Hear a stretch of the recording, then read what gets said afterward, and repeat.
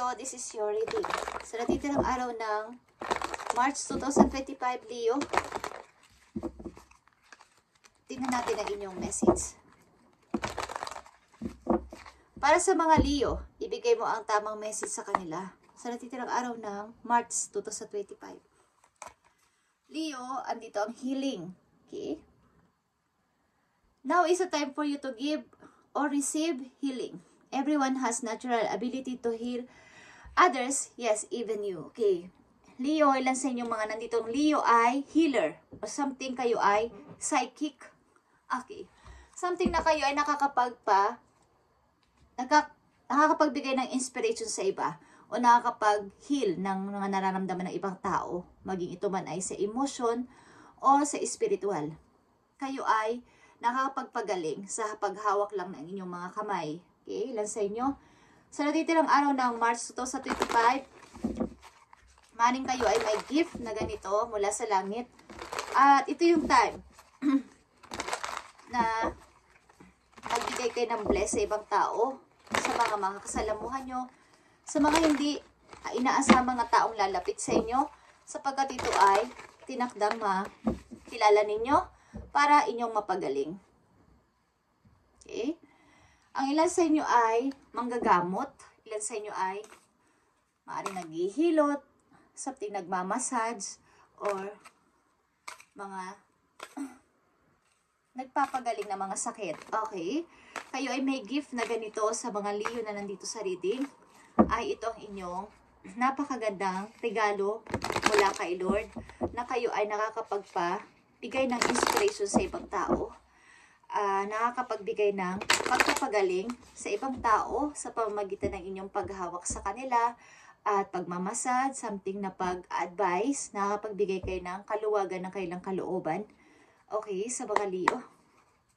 Natitirang araw ng March 2025, message for you.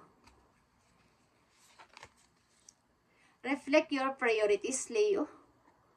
Mga priorities mo lang ang dapat na mangyari mula sa araw na to. At yung mahahalaga lang. Yun ang bigyan mo ng number one focus mo sa ngayon is yung mga ararapat lang na bigyan ng atensyon. Kasi sayang ang oras, sayang din ang energy kung ano-ano ang mga inyong inaatupag pa. Bukod sa napakahalagang dapat yung unahin. Okay, anumang bagay yan, tao man yan o bagay or trabaho. Okay. Para sa mga Leo, March 2025, natitirang araw ng March 2025, message mo sa kanila. Sa mga Leo, I need to message dito sa mga Leo, kayo ay healer. Okay, Leo, unknown territory. You are exactly where you need to be. Kahit kayo ay nasa hindi nyo kilalang mga tao sa paligid, bagong lugar, ibang bansa, or bago sa paningin ninyo, is alam nyo na ito yung gusto ninyo. Masaya kayo dito at maaaring mahilig din kayo sa mga nature lover kayo. Ilan sa inyo nandito sa reading at animals lover, pet lover, okay? At One Rose Universe. Walk in a beauty, ibig sabihin is ipakita nyo sa buong mundo na kayo ay maganda, kayo ay pogi. Okay? Pag malaki nyo na kayo ay pogi, kayo ay maganda, kayong magkaroon ng mga insecurities sa inyong sarili. Ang ilan din sa inyo ay sumasay sa mga beauty pageant. Mga nagmamodel or sinasabi nyo sa sarili nyo na napakaganda talaga ng mundo. Okay? At ang mga Leo naman talaga ay attractive. Charming. Okay? Attractive ang mga Leo. At pansinin ng mga tao. Pag kayo na yung dumating sa isang grupo is kayo agad ang napapansin at kayo ang nagiging center ng usapan. So kaya maraming mga naiinggit din sa inyo at nagagalit. Okay, Leo. Message for you sa natitirang araw ng March 2025, maaari ninyong situation sa kasalukuyan. Okay? Yeah. Maaari ninyong situation sa kasalukuyan, kayo ay okay naman sa pananalapi. At maaring magmasid-masid lang kayo sa paligid. Baka may mga tao talagang pwedeng linlangin kayo or makuha ang inyong mga ipon or baga, bigla na lang may mga nag-i-spy kasi sa ilang mga Leo dito na kung kayo ay okay na sa buhay, may mga pwedeng manloko sa inyo o pwede kayong mga gamitin lang. Something na mga peking kaibigan na meron kayong mga makakasalamuha na okay sa paningin, sa pag nag-uusap kayo okay, pero pag hindi na kayo nakatingin or nakatalikod na kayo is iba na ang aura ng kanyang pagmumukha. Iba na ang tingin sa inyo, iba na ang kanyang umiismid-ismid na sa inyo, okay? So, Leo, andito ang Four of Pentacles. Mahigpit kayo sa paghawak ng money.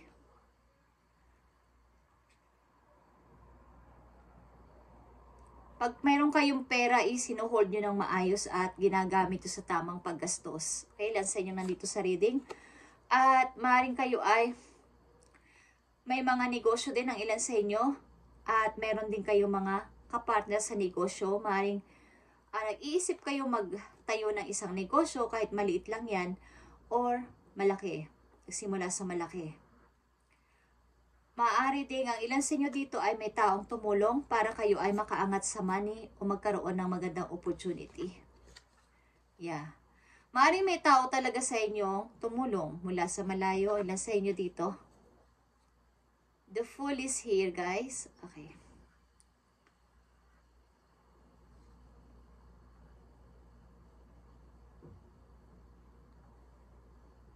Iwasan talaga ninyong malinlang. Okay? Ng mga peking kaibigan. Nakikita ko dito. Mga peking kaibigan, iwasan ninyong malinlang sa kanila. Na kunwari ay sila ay concerned sa inyo, kunwari ay sila ay okay, ang pakikitungo sa inyo is hindi. Kaya nandito ang reflect on your priorities is tao man yan, material man yan o trabaho yan is yung mahalagang bagay lang ang iisipin nyo simula sa araw na to. Sapagkat hindi ko alam kung ang ilan sa inyo dito ay may kapartner sa negosyo at maaari kayong kapag hindi nyo kita is maaaring maloko kayo dito sa money. Okay? Ang inyong kasosyo. So, pakiramdaman yung mabuti. Leo. At ingatan ninyo ang inyong ipon. Para sa mga Leo na nandito sa reading, message for you. Yeah, may mga tao sa inyo dito hindi mapalagay kung kayo ay okay na sa buhay o kung okay ba o naghihirap ba si Leo. At nandito talaga ang Fool. Lumalabas at lumalabas ang The Fool para sa inyo. Kayo ay maaaring nag-i-start o mag-i-start na mga new adventure, mga bagong mapagkakakitaan, bagong mapapasimulan sa buhay. But may mga bagay o may mga time na kayo ay parang hindi nag-o-okay.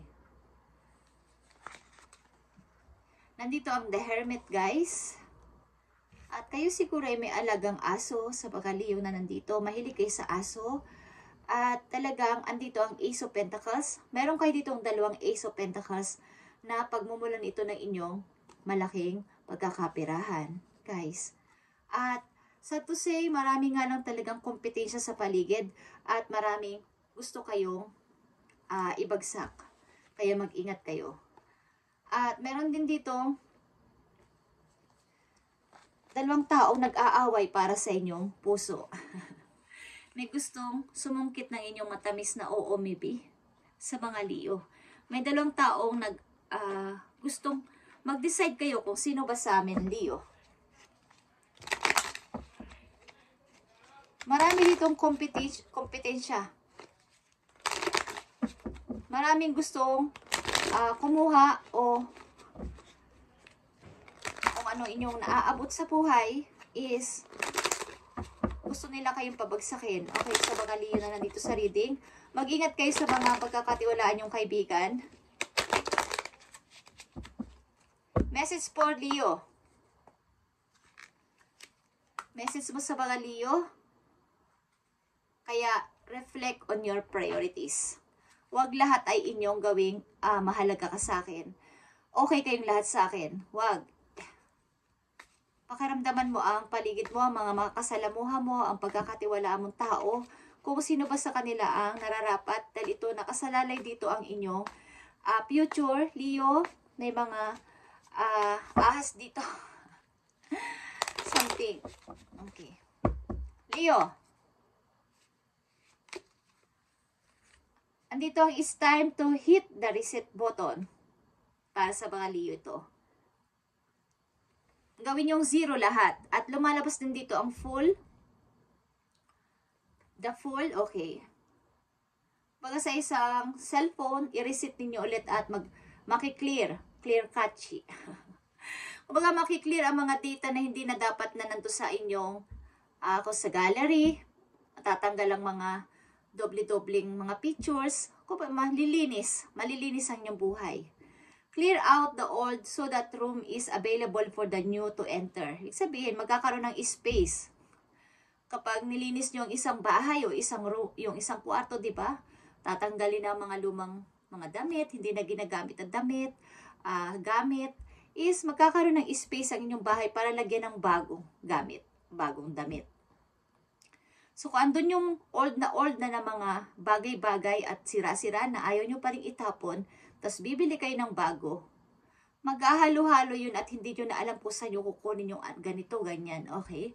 So, kaya nandito ang reflect on your priorities. Tanggalin ang mga tao, mga bagay, na hindi na nararapat sa inyong paningin at para magka-space ang inyong utak na makabuo ng mga new ideas, okay? Trust that better things are coming past. May darating na magandang mga bagay sa iyong buhay ng napakabilis lang. Leo, something na i-clear mo ang iyong mind, i-clear mo ang inyong, kumbaga magkaroon ng space ang inyong puso, ang inyong paligid, tanggalin ang mga lumang tao na nagpapasakit ng inyong ulo, is prepare to move the next phase of your life. This is your rebirth. This is your rebirth. And welcome this beautiful brand new energy. You've got this. Brand new energy. Dapat ang ipasok nyo sa inyong puso, sa inyong buhay, simula ngayon at pagpasok ng April, guys. Okay? Ito ay message sa inyo ngayon sa natitirang araw ng March. Papasukin nyo ang mga bagong energy sa inyong buhay, Leo, sapagkat kayo ay nahaharap sa new phase of your life. May mga magagandang bagay ang papating sa inyo ng napakabilis lang. Lalo na't nandito ang dalawang Ace of Coins, is malalaking opportunity ito. So, reflect on your priorities, Leo, at tanggalin ang mga hindi mapagkakatiwalang kaibigan sa inyong buhay para sa inyong future. Okay? Gagaan at gagandang yung takbo na inyong buhay kapag mayroong space. May papasok na bagong idea. At mga bagong tao na din.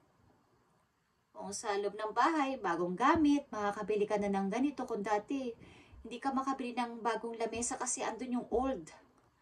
Sira na pero ayaw mo pa rin itapon. Meron kasing isang bagay na kung ayaw mo itapon, ilagay mo sa parang inyong stock room. Kung may stock room kayo ha. Pero kung wala, itapon nyo na. Kasi kung ipapakumpuni at ipapakumpunin nyo pa yan, masisira din yan. Para na rin kayong bumili ng bago sa pagpapakumpunin nyo, magbabayad din kayo. So, bumili lang kayo ng brand new. Okay? Tingnan pa natin ang message dito para sa iyo, Leo. Reflect on your priorities. At ikaw ay isang healer, so maaaring nakakapagpagaling ka ng mga sakit ng ibang tao. Sa paghipo mo lang ng iyong mga kamay, nakakapag-heal ka sa kanilang emotion, sa kanilang pag-advise mo sa kanila nang hindi mo nalalaman. It's time to hit the reset button, Leo. Clear out the old so that room is available for the new enter.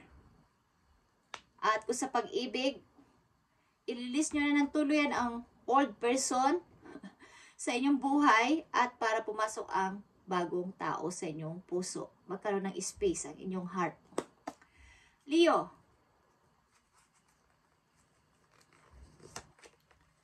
nandito ang Ten of Michaels. Okay? Ten of Michael is Ten of Sword.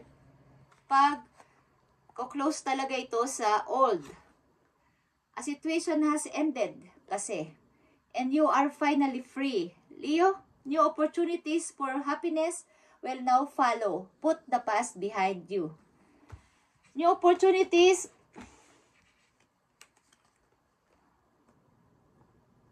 Finally free. Okay? New opportunities for happiness will now follow you. And to ay opportunities. Dalawang Ace of Pentacles, guys. Okay?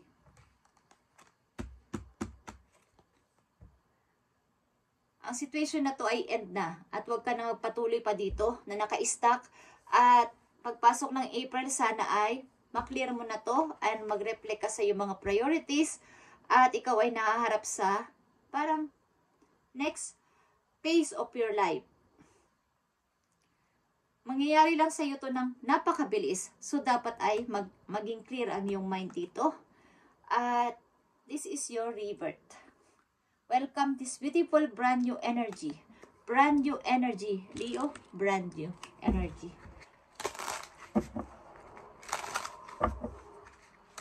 May dalawang tao din dito na nag-aagawan sa iyong puso.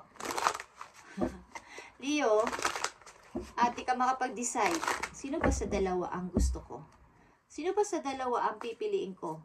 So, ang ginagawa mo na lang, something, example is nakapikit ang mata mo at pinapakaramdaman mo ang kanilang kilos, ang kanilang pananalita, at doon ka nagbe-base maybe sa kanilang aksyon, sa kanilang mga sinasalita, okay, sa kanilang style. So, siguro hindi mo tinitingnan kung may itsura ba siya o wala. Hindi ka tumitingin sa kung pogi ba o maganda. Basta ang gusto nyo yung kung handa kayong ipaglaban, kaya kayong ipagtanggol. Okay, Leo, message for you. Isang napakahalagang message ito for you. At ito man ay paalala o message sa'yo. Okay? Thank you, Spirit. Okay, Leo. Nakikita mo tong 8 of Pentacles. Magiging busy ka sa paggawa ng pera. Sa trabaho, okay? Magkakaroon ka ng ipon. Dadami ng yung ipon, Leo. So, time to hit the reset button. Ngayon na. Okay? Leo, thank you and God bless sa inyo lahat, guys. At gawin mo to ng mas madali. Para pagpasok ng April at sa bawat susunod na buwan, para sa iyo is paangat ka ng paangat sa buhay. Paayos ang buhay mo at makakaipon ka na ng pera. At ang pakiusap ko lang sa inyo, tingnan yung mabuti ang inyong mga kaibigang pinagkakatiwalaan. Maaring may doble kara sila, okay? At palaguin nyo pa tong inyong gift na to na pagiging isang healer na person. Ano man ang inyong ginagawa sa buhay, manggagamot man kayo, manghihilot, or nagmamasage, or yung mga something na natatouch nyo ang tao para sila ay mapagaling. Okay?